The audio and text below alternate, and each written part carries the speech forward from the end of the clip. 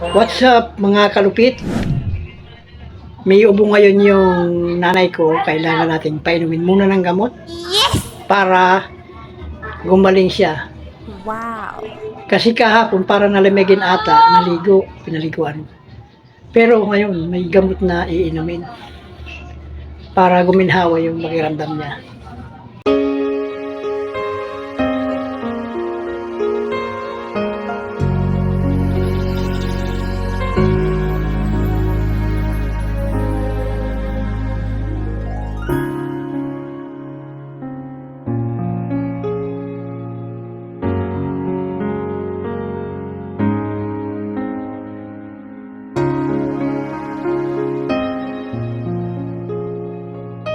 Ito kasi guys yung iniinom niya pag halimbawa meron siyang ubo.